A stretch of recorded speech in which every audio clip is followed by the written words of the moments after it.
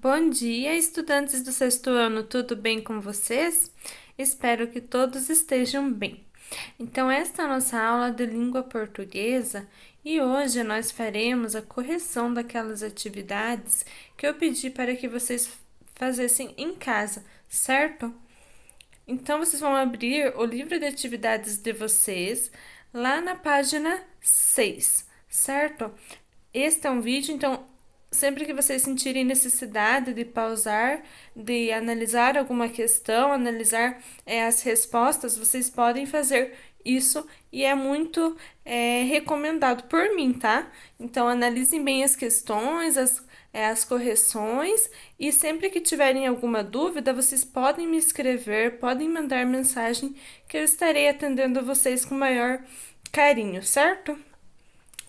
Então, lá na página 6 de vocês, vocês vão encontrar a questão 5, que diz assim: assinale V para as afirmativas verdadeiras e F para as alternativas falsas.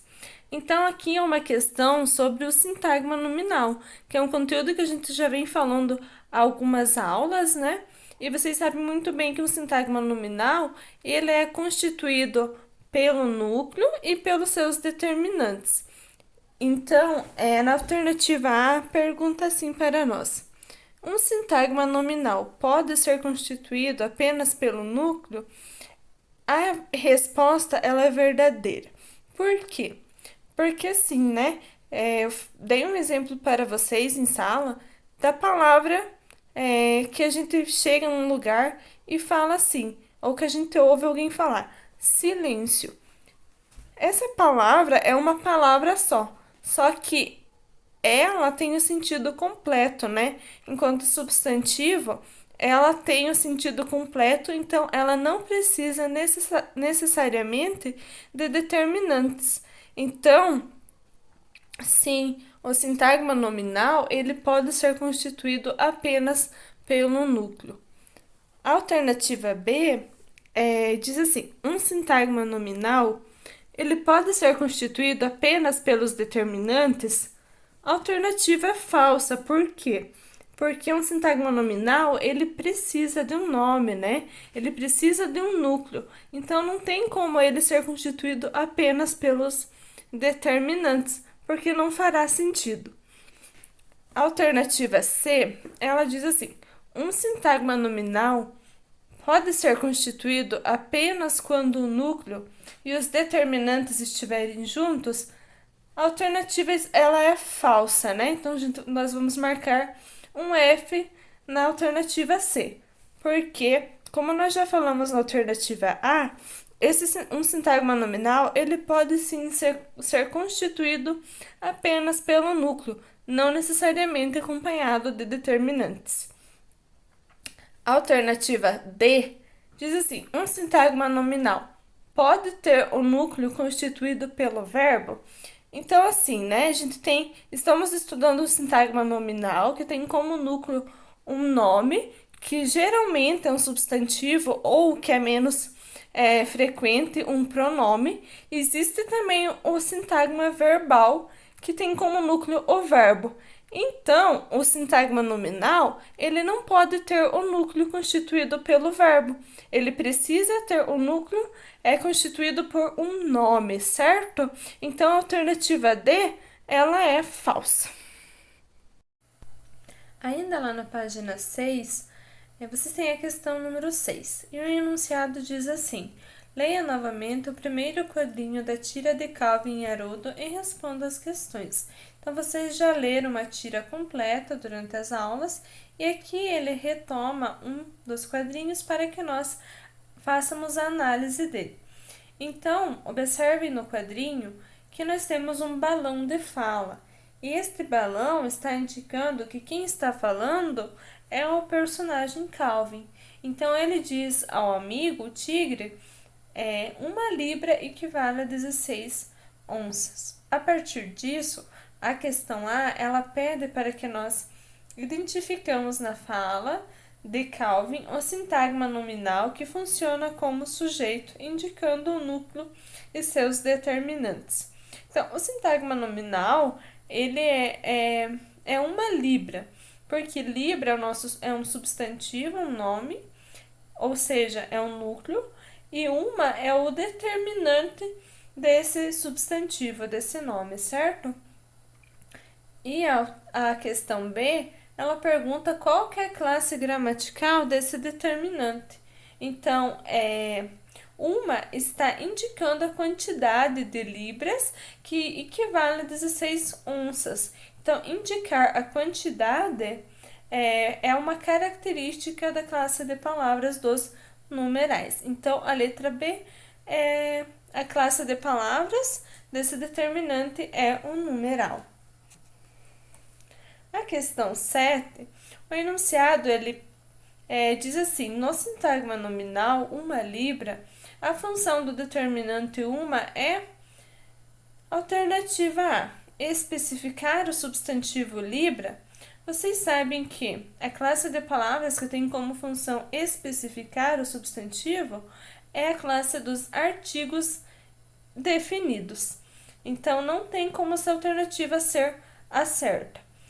A alternativa B é uma. Será que tem como característica indicar uma característica do substantivo? Vocês sabem que a classe de palavras que tem como função dar características ao substantivo é o adjetivo. Então, não tem como essa alternativa ser correta também. A C é uma. Será que tem como função determinar que existe apenas uma libra? Não é bem determinar, né? Então, essa alternativa não está correta também. E a D, uma tem como indicar quantidade de libras. Então, eu já havia falado para vocês que sim, né? O uma ela está indicando a quantidade de libras que equivalem a 16 onças. Então, a alternativa D, ela está correta. Na questão 8, o enunciado pede para que nós relacione as colunas e escreva uma frase exemplificando o uso da classe de palavras correspondente à definição. Então, nós temos ali nas alternativas A, artigos definidos, na B, artigos indefinidos, letra C, numerais cardinais e letra D, numerais ordinais. Então, nós vamos relacionar essas colunas com a coluna que está do lado. Então, na primeira opção ali, qual que é a classe de palavras que tem como função indicar a ordem dos elementos em uma sequência? Então, nós já estudamos que são os numerais ordinais que têm essa função. Então, ali na primeira, vocês vão colocar a letra D, porque é os numerais ordinais que têm como função indicar a ordem dos elementos em uma sequência. A segunda ali, opção diz assim, qual classe de palavra, né, que indica seres ou objetos específicos. Então, especificar, particularizar o substantivo é função dos artigos definidos. Então, eles definem, especificam o substantivo. A terceira opção ali diz assim, indica uma quantidade exata. Então, qual classe de palavras e qual a classificação dessa classe de palavras que tem como função indicar, então, a quantidade exata? Então, vocês sabem que são os numerais cardinais que tem como função indicar quantidades exatas. E a última opção, então, indicam seres ou objetos que não são identificados com precisão. Então, a única opção que sobrou são os artigos indefinidos e nós vamos marcar lá na última opção, que são aqueles artigos que eles não especificam o substantivo, eles generalizam, certo? Na página 7, acompanhem lá, ele pede que nós releia os 2 primeiros quadrinhos da tirinha de Calvin e Haroldo. Então, no primeiro quadrinho, diz assim, 1 libra equivale a 16 onças, que é o quadrinho que nós já tínhamos analisado anteriormente. E no quadrinho 2, o Calvin olha para o amigo dele, o Haroldo, e faz um questionamento, né? O que é uma onça? E o seu amigo, o tigre, ele responde: é uma prima minha. Então, a partir desses dois quadrinhos, nós vamos fazer a análise da questão 9. Então, lá no enunciado da questão 9, diz assim: em cada quadrinho, a qual classe pertencem as palavras destacadas, como elas podem ser classificadas nesses diferentes contextos. Então, vocês viram que as palavras destacadas é basicamente a palavra uma. Porém, no quadrinho 1, o uma ele está empregado com a função de numeral, como nós já analisamos na atividade anterior. Ele está indicando a quantidade exata de libras que equivalem a 16 onças. Enquanto no quadrinho 2, o ele está exercendo ali a função de artigo indefinido. Porque quando a gente fala, quando Calvin diz ao tigrinho, né, ao Haroldo, o que é uma onça, onça não está sendo especificada, né? Então, é um artigo indefinido, assim como na fala do Haroldo, né? É uma prima minha. Pode ser qualquer uma, não especificadamente. Então, no quadrinho 2, ele exerce a função de artigo indefinido. Podem completar lá no livro de atividades de vocês. Agora, ainda nessa mesma página, a gente tem outra história em quadrinhos. Então, a história é da Lagartixa do Tempo. Então, observem bem esta história em quadrinhos, o uso da linguagem não verbal, né, que são as imagens. Podem observar que é uma história em quadrinhos que tem bastante falas, né, nos balões. Basicamente, é constituído de falas. E também observem que tem bastante expressões, bastante linhas cinéticas, que também são características desse gênero textual, né? Então, a lagartixa do tempo. A menininha fala: olha, Mendé, olha ali, uma lagartixa. Aí o menino fala: mas isso eu já sabia. Aí a menina fala: só que ela é uma lagartixa do tempo. Você pergunta sobre o tempo e ela responde balançando a cabeça: lagartixa, vai chover hoje? Aí o menino simplesmente cai na gargalhada. Não acredito que você acredita nessa bobagem. Ha, ha, ha, ha. Você é muito bobinha.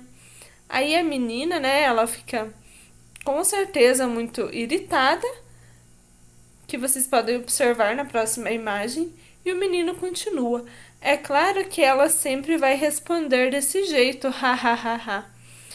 Aí, então ele: ai, ai, existe uma pessoa mais boba que minha irmã? Aí a lagartixa faz o quê? Ela aponta o dedo para o menino. Então vejam só que história interessante, né? Bem criativa. E a partir de agora nós vamos fazer as análises a partir desta história.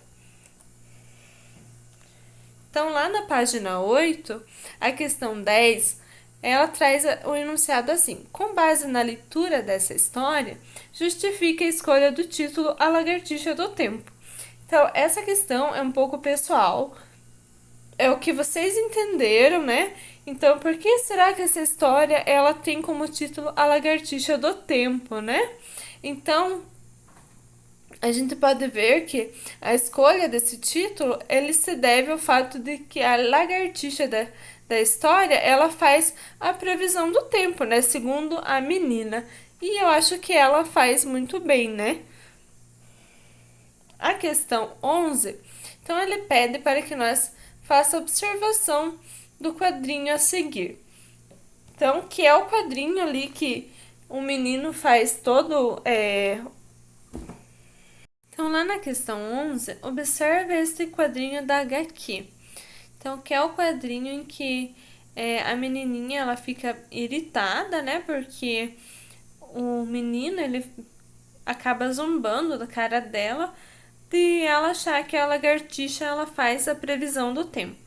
Então ela diz assim: o menino fala para a menina: é claro que ela sempre vai responder desse jeito, ha ha ha ha, rindo da cara dela, né?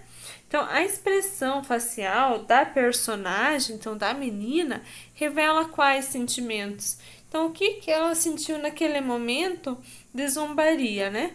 Então alternativa A, tristeza, decepção, será? Então vocês vão observar então a expressão facial dela, né? Não tá parecendo que ela ficou triste, né? Que ela ficou decepcionada. Então, alternativa B, alegria, satisfação, nem tanto, né? Ela não está com uma cara muito boa para falarmos que ela está se sentindo alegre. Então, essa alternativa também não é a correta. E a alternativa C, espanto, medo, também não, né? A expressão dela está bem diferente do que seria a expressão de um espanto, do medo, né? Então, essa alternativa também não é correta. E a letra D é mau humor e irritação.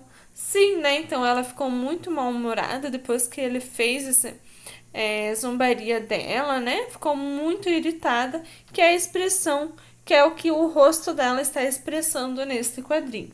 Certo? A questão 12 pergunta o que gera o humor nessa história em quadrinhos.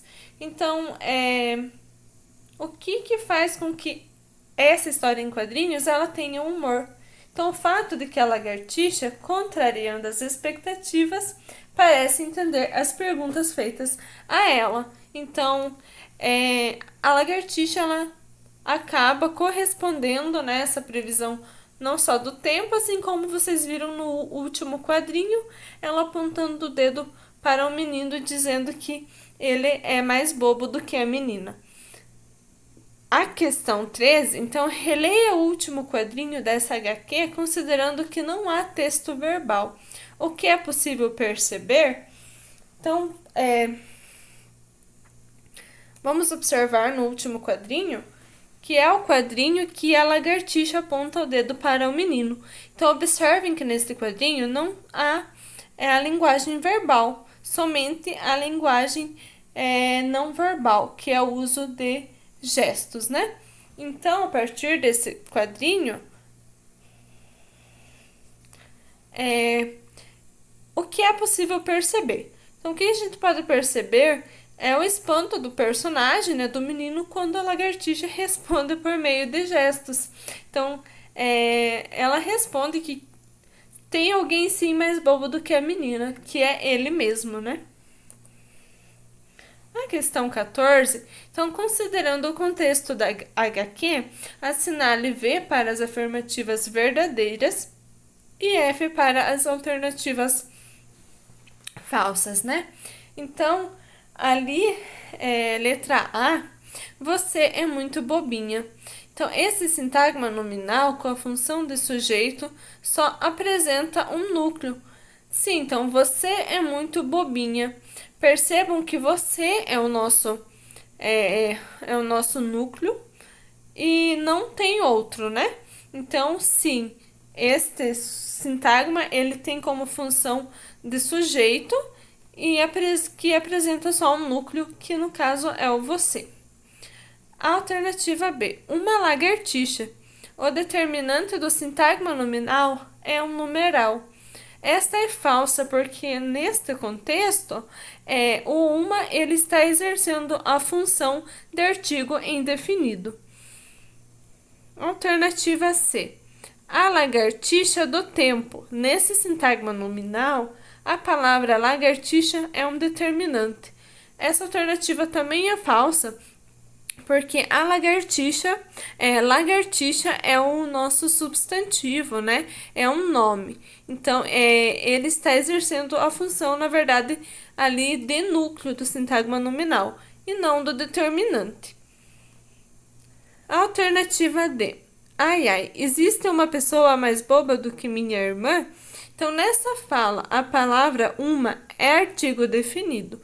Então, nós sabemos que uma não é artigo definido, né? É artigo indefinido, porque ele generaliza o substantivo. Se fosse artigo definido, seria a ou as, né? E então, essa também é falsa. Lá na página 9, então, vocês têm a questão 15. Sabendo que artigos, adjetivos e numerais são determinantes no sintagma nominal, relacione as colunas a seguir, indicando a quais classes de palavras pertencem os determinantes dos sintagmas destacados. Então, vocês têm A, adjetivo, B, artigo e C, numeral. A primeira frase ali ao lado, a onça é prima do tigre. Observem que os termos destacados é a onça. Sabendo que onça é um substantivo, é um nome, então o determinante a é o artigo que está especificando esse substantivo, né? Artigo definido. Então, lá entre parênteses, na primeira frase, vocês vão colocar a letra B, porque se refere esse determinante ao artigo, né? Então, a segunda frase, um dos professores não apareceu. O termo destacado, um dos professores, sabendo que professores é o substantivo e um é o determinante, esse ele está indicando quantidade, então é um numeral. Então, vocês colocam a letra C entre parênteses. E a terceira frase, dois amigos brincavam no quintal. Amigos sendo o substantivo, o dois é o determinante desse sintagma nominal, desse núcleo, né?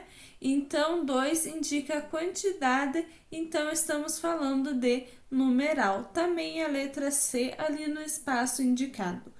A quarta frase, as lagartixas vão responder as perguntas. Lagartixas é o nosso núcleo, o substantivo, e o as é o determinante. A, já sabemos, é artigo definido, né? Então, marcamos a letra B. A última frase, né? Convidados especiais têm lugar reservado. Então, convidados é o nosso substantivo, né? O núcleo. E especiais é o determinante que está caracterizando este substantivo. E a classe de palavras que caracteriza, que dá as características do substantivo, é os adjetivos. Então, vocês marcam a letra A. A questão 16, ela traz uma frase que está destacada e a partir desta frase algumas questões. Então, a frase é a seguinte, a convidada especial chegou. Qual que é o núcleo desse sintagma nominal e a sua classe gramatical? Convidada é um núcleo e pertence à classe de palavra do substantivo. E quais que são os determinantes desse sintagma nominal e suas classes gramaticais? Então, o determinante é o a, que é o artigo, e especial, que é o que está dando a característica ao substantivo que pertence à classe de palavras dos adjetivos. Reescreva a oração substituindo convidada por convidados e fazendo as demais alterações necessárias. Então, vocês vão substituir convidada por convidados e ficará assim a frase. Os convidados especiais chegaram. Então, qual que é a grande mudança nesta troca? Então, essa frase, as palavras elas sofreram flexão tanto de gênero quanto de número, porque convidada é uma palavra feminina que está no singular E convidados é uma palavra que está no masculino e no plural. Então, houve aqui tanto a flexão de gênero quanto a flexão de número. A letra B, então, nós faremos análise dessa frase. A onça é prima do tigre. Então, qual que é o núcleo do sintagma nominal com função de sujeito e sua respectiva classe gramatical? Então, sabemos que onça é o núcleo e que onça faz parte da classe de palavras dos substantivos, né? Qual que é o determinante desse sintagma nominal e sua classe gramatical? Então, o termo que está acompanhando esse substantivo é o a. E o a, nós já sabemos que pertence à classe de palavras dos artigos, né? Os artigos definidos. Então, agora reescreva a frase substituindo onça por onças e fazendo as demais alterações necessárias.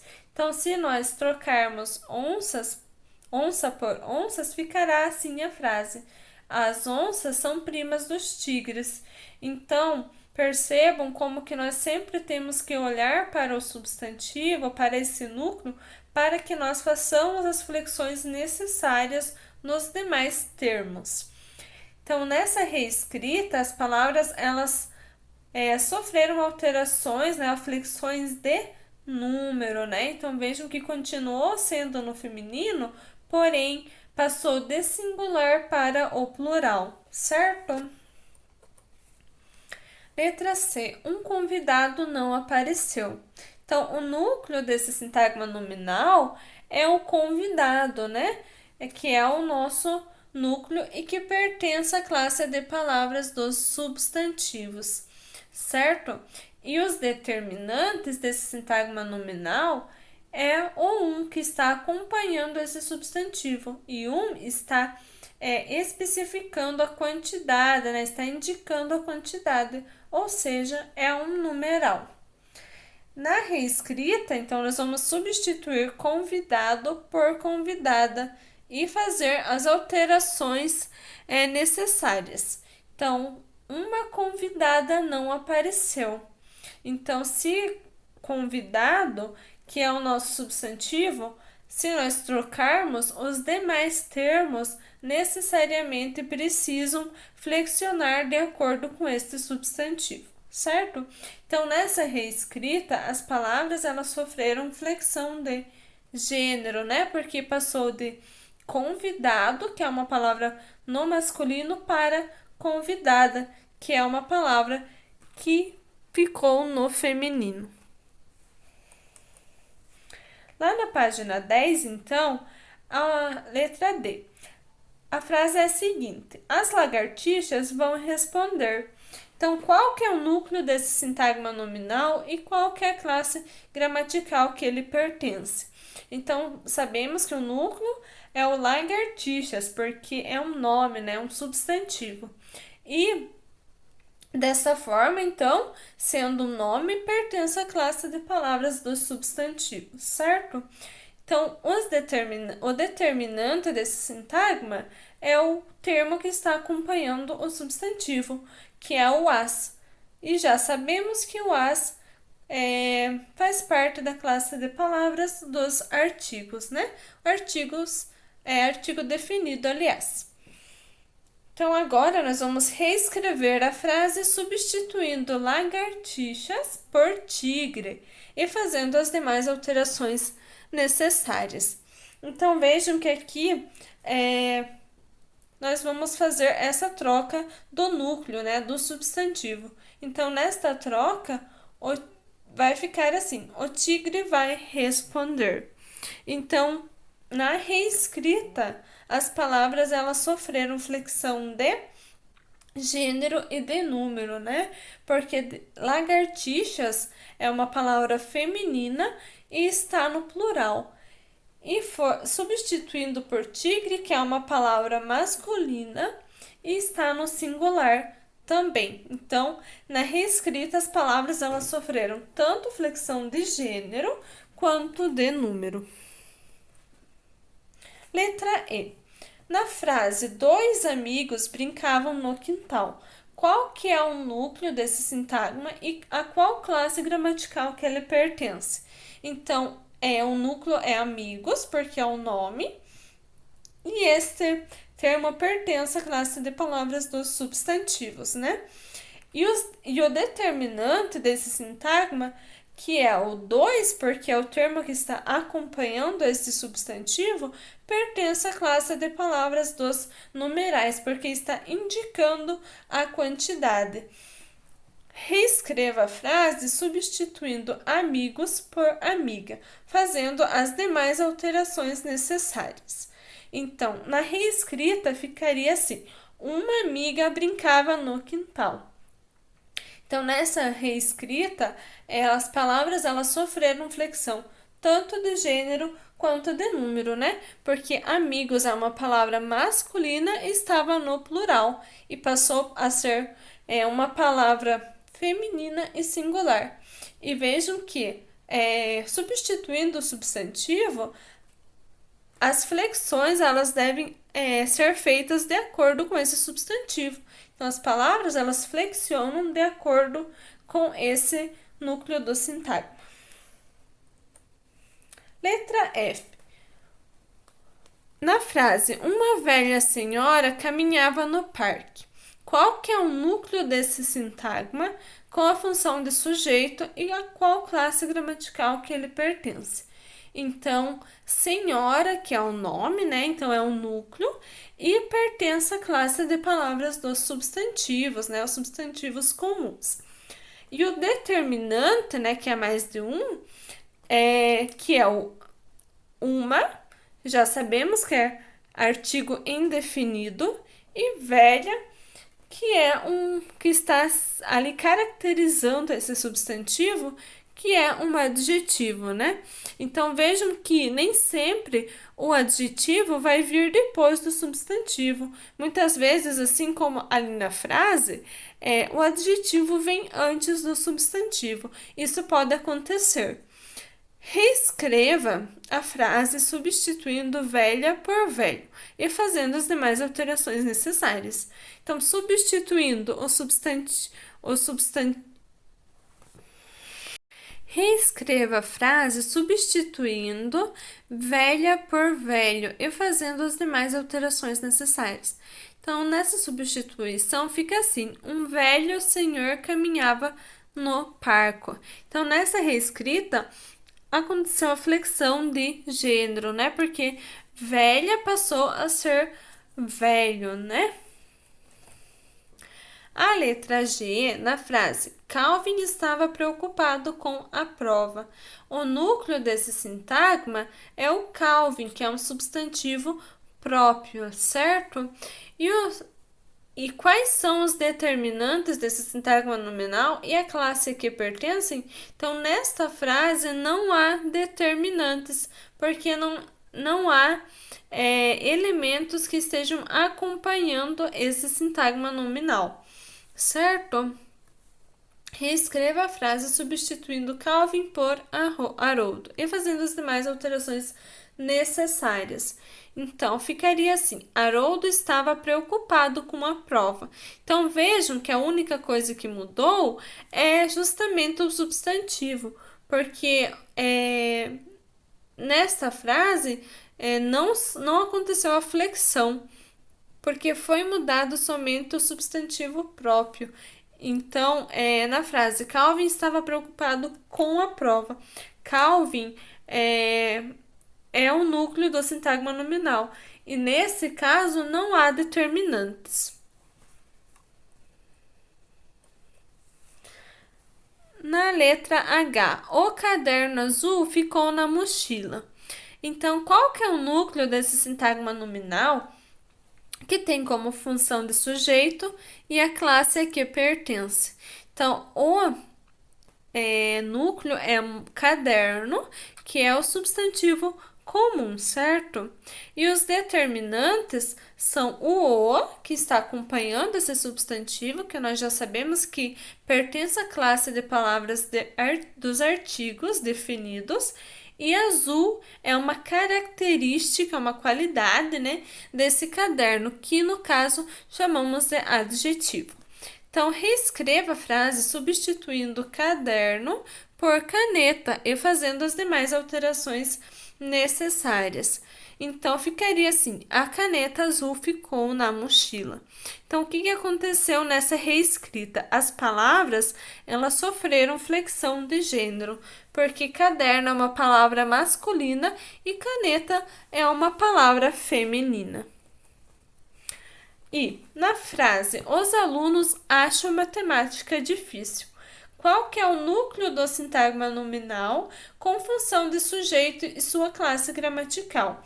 Então, alunos é um núcleo e pertence à classe de palavras dos substantivos, né?